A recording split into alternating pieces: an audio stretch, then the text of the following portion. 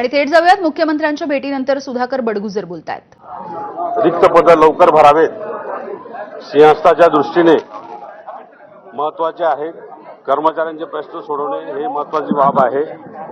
काही class 1, class 2 चे promotion झाले आहेत, क्लास 3, क्लास 4 चे प्रमोशन बाकी आहेत। ते प्रमोशन लवकर व्हावेत त्यासाठी आज निवेदन देण्यासाठी मी या ठिकाणी आलोय।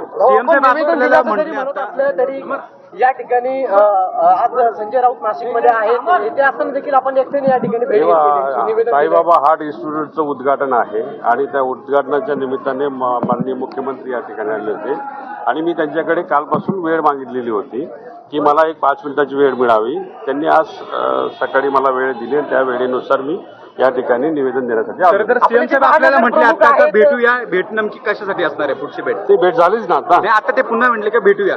निवेदन जे दिलं त्या मागण्या ज्या आहेत, आमच्या 3 मागण्या प्रमुख मागण्या आहेत। जे रिक्त पदं आहेत ते लवकर भरावेत, क्लास 3, क्लास 4 चे प्रमोशन जे आहेत ते लवकर करावेत आणि आश्वासित प्रगती योजनेचा लाभ लवकर द्यावा। या 3 मागण्या प्रमुख मागण्या होत्या, त्या मुख्यमंत्री साहेबांकडे दिलेल्या आहेत आणि ते महापालिका आयुक्तांना त्यांनी आदेशित करावे आणि कर्मचाऱ्यांचे प्रश्न लवकर सोडावेत यासाठी मी आलो। आपण या संदर्भात राऊतांना कल्पना दिली का मुख्यमंत्र्यांची भेट घेणार आहात? सर्वांना माहिती आहे की निवेदन देण्यासाठी मी कालपासून वेळ मागितली। ऑपरेशन टायगरचा काय भाग आहेत का? एकीकडे ऑपरेशन टायगरचा भाग उत्तर देण्यासाठी सुधाकर बडगुजर हे मुख्यमंत्री फडणवीसांच्या भेटीसाठी गेलेले होते। नाशिकमध्ये या दोघांची ही भेट झालेली आहे आणि आपल्या मागण्यांचं निवेदन त्यांनी फडणवीसांना दिलेलं आहे।